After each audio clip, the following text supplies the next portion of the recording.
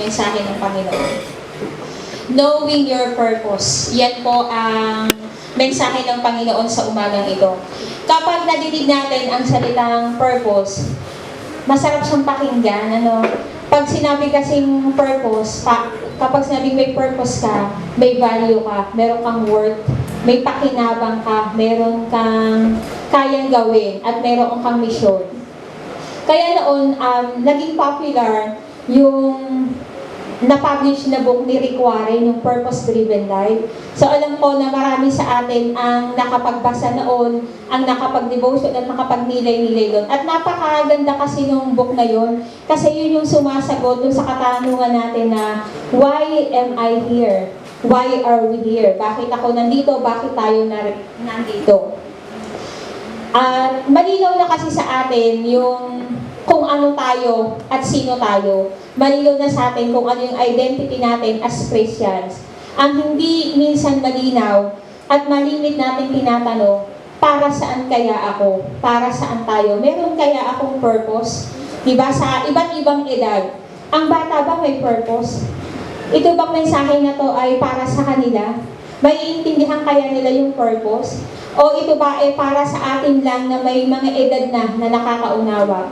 Ito kaya ay pwede pa sa mga matatanda na o may edad na? Meron pa kaya silang purpose? So alamin po natin kung ano ang mensahe ng Panginoon sa umagang ito.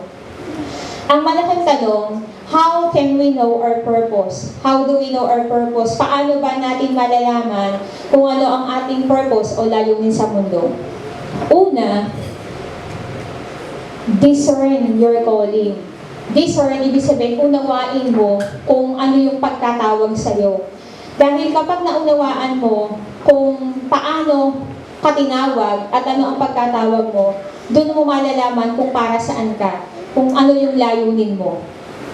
Sabi, ask God what He wants you to do. Sabi po sa James 1:5, if any one of you lacks wisdom, let him ask God.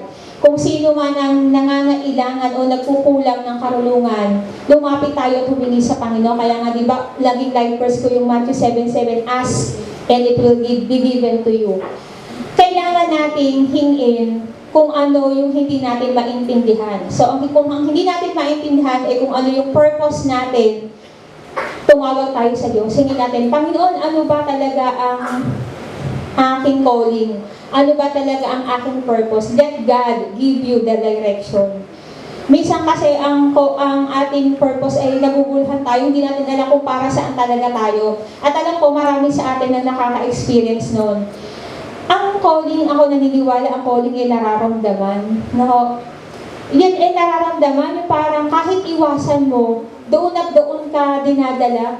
Kahit ayaw mo, doon at doon ka nilalapit. So, ang calling po ay napakahalaga na hindi natin sa Panginoon. So, discern your calling.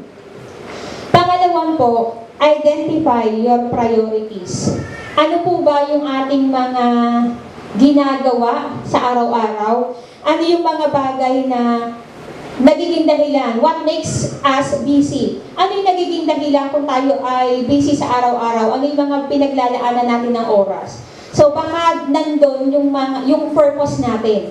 So kung tayo ay, halimbawa, kung tayo ay abala sa ating mga kaibigan, sa pagsama-sama sa kanila, baka ang purpose natin ay i-invite sila. Diba? Baka ang purpose natin ay mahikayat ang mga kaibigan natin sa pagiging Kristiyano o sa ating pananampalataya. Kung ang ating namang priority ginagawa, halimbawa, lagi nating nakakausap ang mga kapitbahay, may marami tayo nakaka-engage ng iba't ibang tao, baka ang purpose natin ay mag-testify patungkol sa Panginoon. Diba? Baka ang ating purpose ay makinig sa iba't ibang tao. Makinig ng kanilang mga hinaing, ng mga pinagdadaanan. Diba? Minsan, nakikinig tayo, may kaunting segue ng chismis. Hindi naman talaga naiiwasan yun. Hindi naman yun actually masama. Diba? May mga, ang lahat kasi na naikukwento sa atin, generally, ikinukonsider yun na chismis.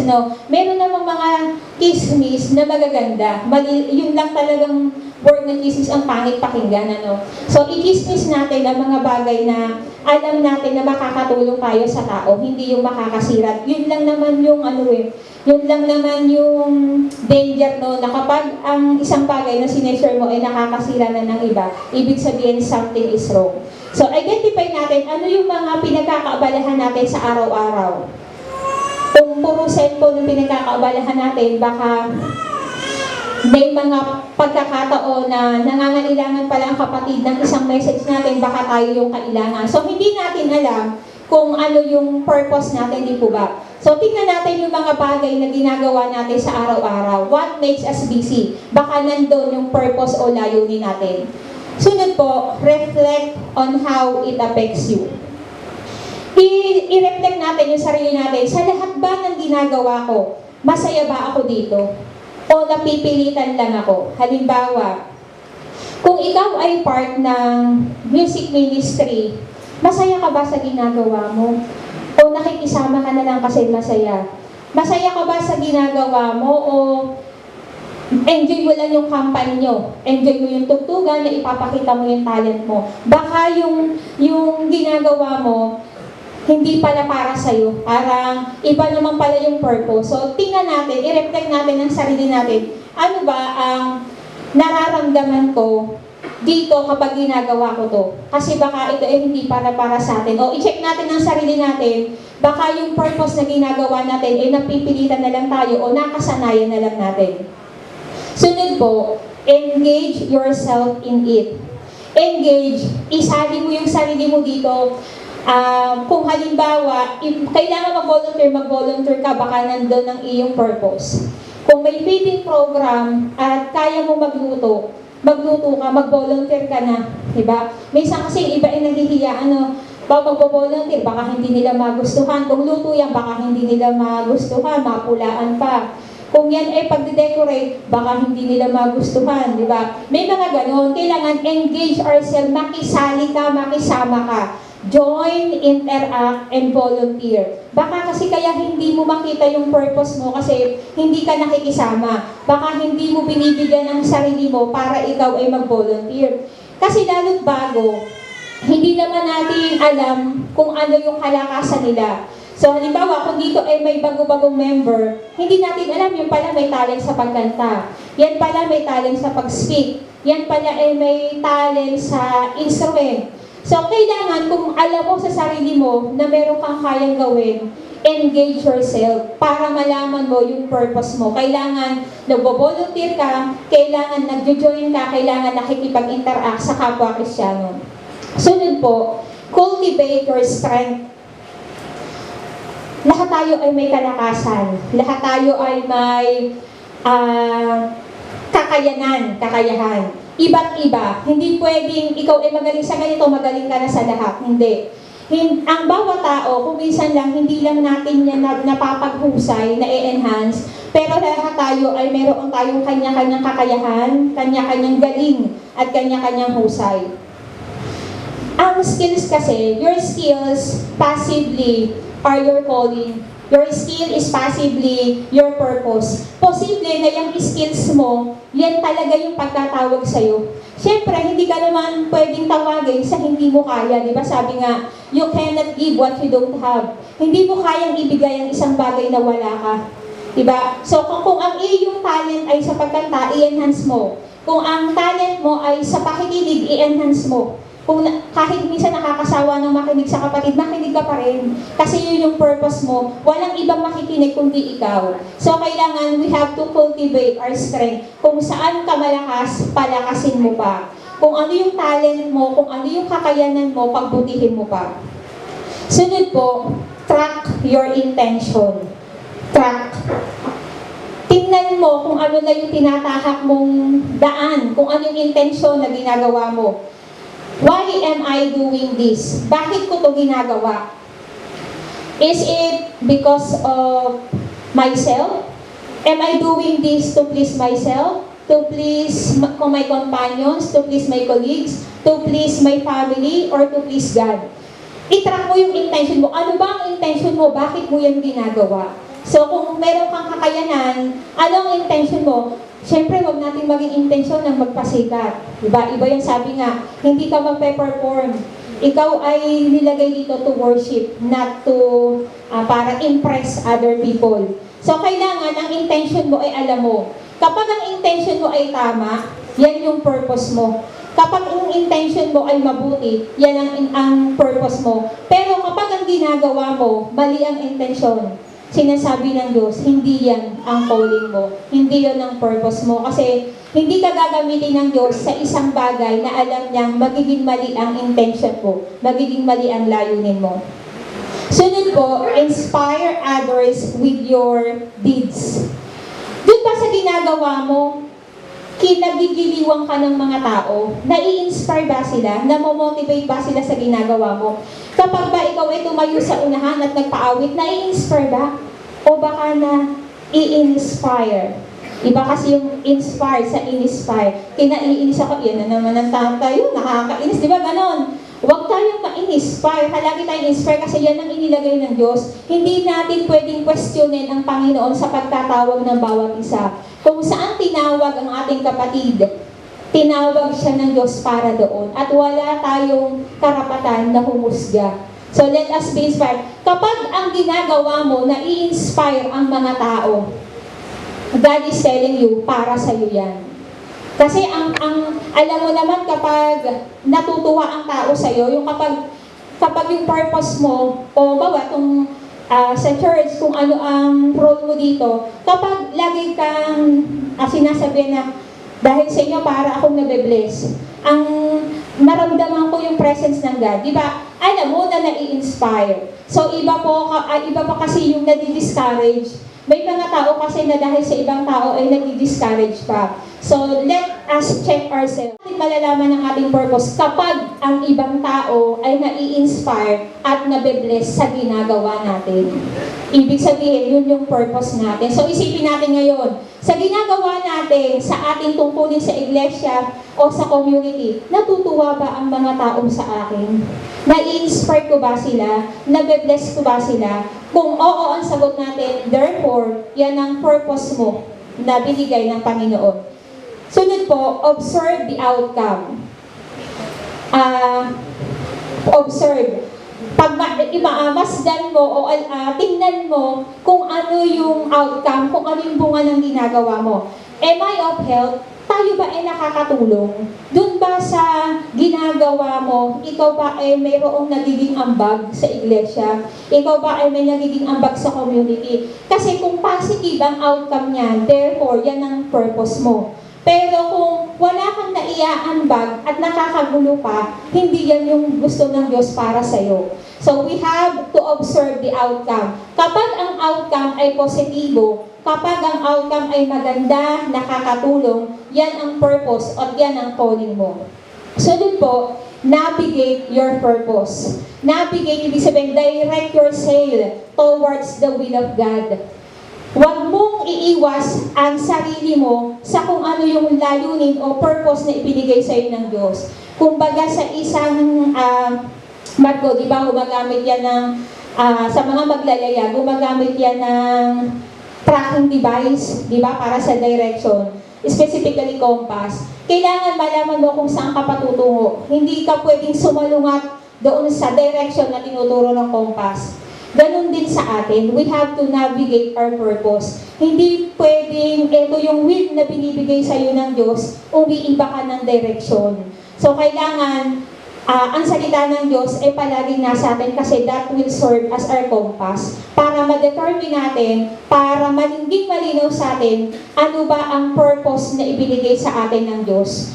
Hindi, ang direction, di ba kapag primary may 4, kung inilagay ka ng Diyos sa north, doon ka maglingkod sa north. Hindi pwedeng north ako ngayon, pag may nakasamaan ako na loob, bukas sa east naman ako sisimba. Tapos sa west. Wala nang katapusan. Hindi gusto ng Diyos yon. Isang kompas lang ang ibinigay sa atin ng Diyos. Hindi pwedeng 4 ang kompas mo kasi lagi kang natitisod, lagi kang lumilipat. So kung ano yung direction na binigay sa atin ng Diyos, kung dito tayo nilagay ng Diyos sa new life, dito tayo lumago. Dito natin gawin yung purpose natin. So, sabi ko kanina, how can we determine our purpose? Para malaman natin, how can we determine our calling? Paano ba natin malalaman kung ano talaga ang pagkatawag o purpose natin? So, discern your calling, identify your priorities, reflect on how it affects you, engage yourself in it, cultivate your strength, track your intention, inspire others with your deeds, observe the outcome, navigate your purpose. Pag binasa mo yan, ang mabubuo mo, direction. So, di ba sabi ko kanina sa umpisa, if you want to know your purpose, you have to ask God for direction. Walang ibang makapagbibigay sa atin kung ano ang purpose natin sa buhay, kundi ang direction na binigay ng Diyos. At yung mga nabanggit kanina ng mga direction, yun dapat ang ating pagbutihin. Kasi yun ang dapat natin gawin kasi doon natin malalaman kung ano ba yung purpose natin dito sa mundo. Sunod po, how to fulfill your purpose. Paano naman kaya natin mapupulfill, ma-accomplish, makakamtan, magagawa ang ating mga layunin? Una po, pray for it. Ipanalangin mo. Diba? Kailangan ipanalangin mo kung ano yung purpose na ginagawa mo. Bakit mo kailangan manalangin? Kasi alam naman natin kapag nag-commit ka, diyan ka mas nagigipit, diyan ka ginigipit, at diyan ka mas iniipit ng kaaway. Diba? Nararanasan natin yan. Kung kailan ka nag-commit, bakit ba palaging ako may problema? Kapag ikaw ay nag-commit, ba't ikaw mas kinakapos? Nung ikaw ay nag-commit, bakit ba parang ang dami-dami kong pinagdadaanan? Kasi doon tayo nasusubok.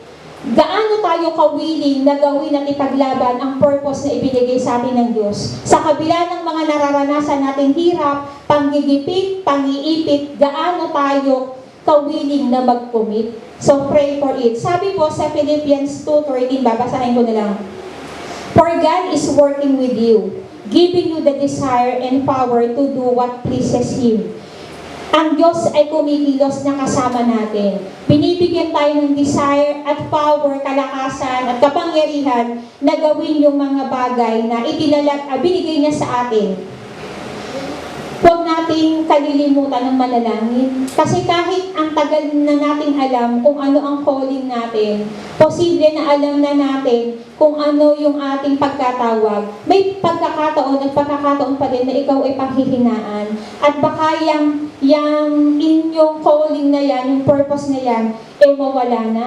Kasi ang hirap kapag naging mahina ka sa pagkatawag sa'yo. Pag pinabayaan mo yan, alam mo yun yung kapag hindi ka na masaya, nakapapagod ka na, kailangan mong labanan niya ng panalangin kasi kapag nagpatuloy yan at hindi mo inilapit sa Diyos, baka yung calling mo, yung purpose mo, unti-unting mawala, unti-unting manghina. Sunod po, unload your doubts. Unload. Alisin mo, tanggalin mo yung mga pag-aalinlangan. Tayo may kanya-kanyang calling. Pero kung minsan, dumadating sa punto na tayo ay nag-aalinlangan, para sa akin ba to? Kung ikaw ay nagpapaawit dito, tapos nakita mo, parang hindi sila nabe-bless. Walang nagtataas ng kamay, hindi sila masiglang kumanta, parang hindi mo nararamdaman ng presence, ng worship. Parang iniisip mo, ako ba instrumento pa ng Diyos o baka hindi na? Di ba may mga doubt? Meron tayong mga alinlangan na pinagdadaanan na nararamdaman. Kung ikaw ay isang tagapagsalita o speaker, may mga pagkakataon na nagda-doubt ka, lalo kung alam mo nakagawa ka ng kasalanan, lalo kung halimbawa may mga emosyon kang pinagdaanan, yung ikaw ang mag-i-speak pero kanina inanermo ka, parang ganon, parang isipin mo, ako ba tatayo pa? Di ba may mga doubt? Pero di ba laging sinasabi, hindi pwede nating questionin yung purpose na ibinigay sa iyo ng Diyos. Walang karapat-dapat, lahat tayo ay hindi karapat-dapat. Pero palagi nating tatandaan, ito lagi kong sinasabi din, tayo ay hindi karapat-dapat, pero binigyan tayo ng Diyos ng karapatan para maging karapat-dapat sa kung saan niya tayo tinawag. At walang pwedeng mahusga doon. Dahil kapag ang Diyos ang nagbigay, siya ang nagbigay, hindi pwedeng bawiin ng kahit sino. So, unload your doubt, alisin na natin yung ating pag-aalinlangan, yung ating mga takot na baka hindi natin nagagampanan ng ayos yung ating mga calling.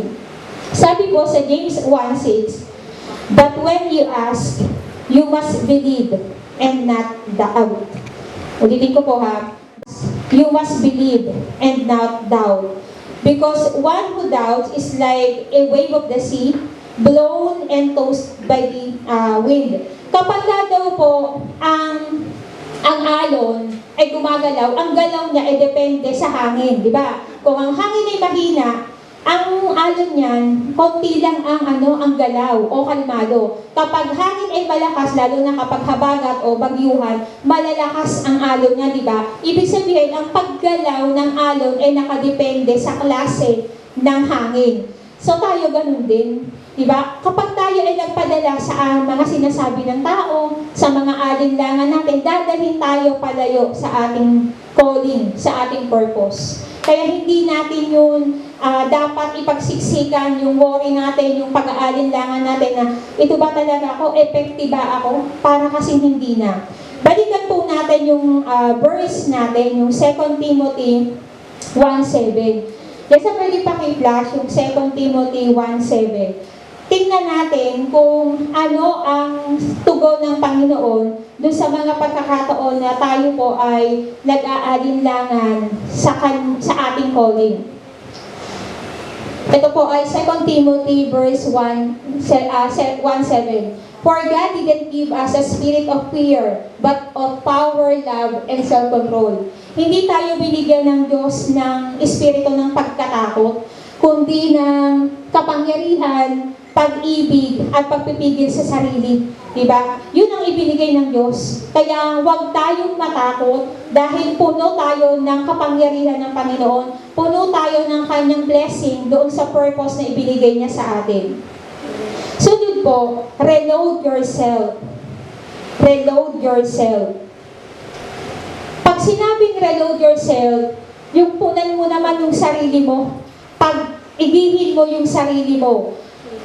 Gawin mo yung mga bagay na alam mong makakatulong ka dun sa pagpapalagaw ng purpose mo. Dito natin gamit na gamit yung Philippians 4:13, di ba? Ang daming kapatid natin, paborito yan.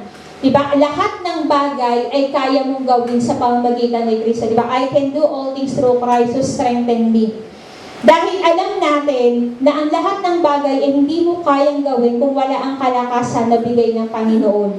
Reload yourself. Ibig sabihin, lalo mong pag-igihin ang sarili mo, lalo mong palakasin, lalo mong galingan doon sa craft, doon sa field na ibinigay sa iyo ng Panginoon. Balikan po natin yung 2 Timothy 1:8-9. Yes, yung sunod. 2 Timothy 1:8-9. Therefore, don't be ashamed of the testimony of our Lord, nor of me, His prisoner, but endure hardship for the good news according to the power of God. Yung sunod. Yun na. And ang emphasize po natin yan, yung nakalagay dito sa, but according to His own purpose and grace, which was given to us in Christ Jesus before times eternal. Ang Diyos po ay binigyan na tayo ng kapangyarihan na nakalagay kasi dyan na binigyan tayo ng Diyos ng kapangyarihan para gawin yung mga bagay na ipinagkatiwala niya sa atin sa Tagalog translation mo. Ibinigay sa atin ng Panginoon ng kapangyarihan. Pag binigyan tayo ng kapangyarihan, ibig sabihin, binigyan niya tayo ng lakas, binigyan niya tayo ng kakayahan para gampanin yung mga bagay na ipinagkatiwala niya sa atin. Kaya sabi, reload yourself. Sunod po, secure your purpose. Secure. Kaya pakitype na lang ng sunod-sunod sa slides, yung 4 na binanggit ko, para pag-end okay na. So, secure your purpose. Pag sinabing secure your purpose, guard, di ba? I-guard mo, ingatan mo yung purpose na ipinagkatiwala sa'yo. Ang hirap kasi kapag ang purpose mo ay hinayaan mong mawala. Di ba? Lagi natin sinasabi, guard your heart. Kasi yan yung nagkakasala, yan yung napipig. Ganon din yung purpose. Kapag ang ating purpose ay napabayaan natin, hindi natin pinalakas, nawawala yan. Ako nga, kung hindi ako naibalik, siguro para, alam mo yung baga na nagiging abo? Ako gano'n na wala na talaga akong sigla.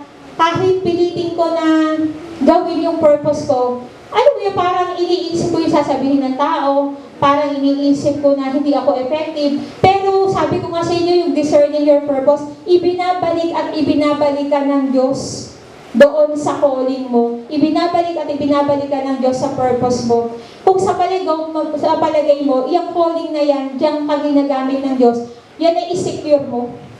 Kung paano natin isinesecure yung mga bagay na mahalaga sa atin, isecure din natin yung ating calling, yung purpose mo, ingatan mo, wag mong iwawala. At kagaya ng sinasabi ko dati po, in-share ko na yon, kung ano ka bilang Kristiyano, kung para saan ka, huwag mo yung hayaang masira. Kasi ang inaantay ng kaaway, ang inaantay ng mga tao sa paligid natin, yung magkamali ka. Diba? Kung ang purpose mo, nakikita ng lipunan, tapos nayakag ka sa isang bagay na alam mong hindi tama, tapos ang purpose mo.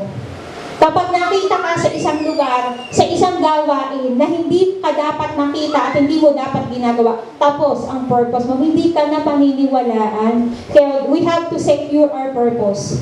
Sunod po, use every opportunity. Use every opportunity. Sa securing your purpose po pala, bago ko makalimutan, ang ganda nung sinabi sa last verse ng ating teksto, dun sa 2 Timothy 1-14, sabi doon, guard the good deposit that was entrusted to you. Ulitin ko po ha, guard the good deposit that was entrusted to you. Sa ibang version, that good thing which was committed to you, guard through the Holy Spirit who dwells in us. Napakaganda nung sinabi, di ba? Ingatan mo, pakaingatan mo, pahalagahan mo yung pinagkatiwala sa iyo. Huwag mong hahayaang mawala. Huwag mong hahayaang masira kasi ibinigay ng Diyos yan. Ang purpose po kasi ay regalo ng Diyos.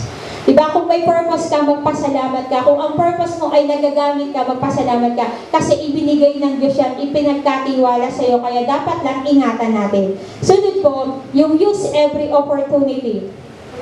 Gamitin mo, samantalahin mo, i-grab mo ang bawat pagkakataon na magagamit mo ang iyong calling.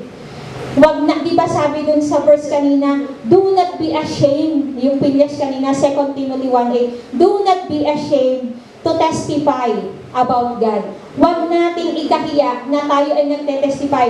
Hindi natin kailangang magbigay ng napakaraming verse. Diba sabi ko nga dati, nung nag-message din, ginamit ako ng Lord, sabi ko doon, hindi mo kailangan magsabi ng napakaraming verse, hindi ka pakikinggan yan. Pero yung mag-testify ka kung ano yung nagawa ng Diyos, doon sila nakikinig at doon kahahangaan kung paano ka niligtas ng Diyos, kung paano kumilos ang Diyos sa buhay mo sa pagkakataong yun. So, secure your purpose. Sunod po yung use every opportunity. Gawin mo, habang sinesecure mo yung iyong purpose, ang gagawin mo, gagamitin mo yung bawat pagkakataon. Alam natin na ang panahon ngayon na hindi nakagaya dati, kaya paulit-ulit natin nadidilig, malapit na ang end times, malapit na ang second coming, di po ba? Kasi totoo yun, ramdam na ramdam natin yan. Di ba, hindi lang climate ang nagbabago, ramdam na ramdam natin yung sari-sari. Oh, example na lang ha, sipin nyo, nagkaroon ng Pride Month. Dati ba may Pride Month? Wala. Magtataka, bakit nagkaroon? Ano kayang meron sa 2024? Again, we have nothing against those people na under ng ganung group. Dahil tayo man, kagaya lagi na sinasabi ko, mapasa school man o dito, meron tayong mga kakilangan ganyan, minsan kapamilya, pero mahal natin sila. Nire-respeto natin sila, di ba? Pero alam natin na ang isang mali kailanman na hindi magiging tama. Di ba? Pero tayo ay maging maingat. Hindi pwedeng kapag siya sa school at merong ganon, hindi pwedeng kung ano-ano sasabihin natin na hindi po ganon. Tayo ay maging huwaran lang. Ang Diyos ako naniniwala, dadating ang panahon, ang Diyos ang mangungusap sa kanila. Maaaring ngayon ay nabubulag sila ng ganong paniniwala. Pero walang bagay ang hindi kayang ipamulat ng Diyos sa katotohanan. Diba ba? Kaya tayo ay gamitin natin yung bawat oportunidad na tayo ay maging ilaw at asin ng sanlibutan. Sunod po, embrace your purpose with joy. Ito yung huli. Enjoy your purpose with joy. Sabi po sa Psalms 102, serve the Lord with joy. Tayo po ba ay naglilingkod ba ng may kagalakan? Ginagawa pa po ba natin yung ating calling o purpose na tayo ay masaya? Kasi baka kagaya na sinabi ko kanina, napipilitan na lang tayo, nakasanayan na lang natin. So iba po kasi yung naglilingkod na masaya ka, excited ka, iba yung naglilingkod na linggo na naman, Miyerkules na naman, di ba? Magkaiba po yun. So kailangan alam natin. So how to fulfill our purpose? Napakalinaw po dyan. We have to pursue. Kailangan natin i-pursue to. Kailangan natin i-push ang sarili natin para dito. How is our purpose? Tayo ba ay purpose? Malayo na ba yung nararating ng ating purpose? Marami na ba tayong nagagawa? Pataas na ba yung ating lipad? Sabi kasi dun sa tema natin, di ba? Yung agila natin tumaas na. Di ba? Kaya lang sabi ko, ano kaya ang naiba dito? Yung posisyon ng agila, no, talagang siya mataas. Pagka tinignan mo yung illustration na yan, mataas na yung lipad niya at alam mong papalipad siya, papataas pa. Tayo po kaya yung ating purpose, far na ba? Malayo na ba? Diba lagi natin naririnig yung praise na gustong-gusto din natin, yung padayon, yung malayo na, pero malayo pa. Diba? Marami na tayong nagawa, pero marami pa tayong gagawin. Marami ka nang nagawa para sa Lord, pero marami pa siyang ipagagawa sa iyo. Okay lang yung malayo na, pero malayo pa. Kaysa naman dun sa lumayo na, lumayo pa. At nagpakalayo-layo. Diba? Ang iba kasi yung malayo yung takbuhin mo sa lumalayo ka sa takbuhin. So, wag nating hayaan na yung ating mission, yung ating purpose, ay manatiling mababa. Tayo po ay magkaroon ng purpose. O baka naman ito ay purpose. Pause. Nakatigil na. Diba? Tumigil na. Pwedeng huminto, pero pwede ba sabi, pwedeng huminto, pero hindi susuko. Pwede ka magpahinga minsan. Pero yung pahinga sa Panginoon, kasi pag nagpahinga ka sa ibang bagay, napakahirap bumalik. Tatandaan niyo yan.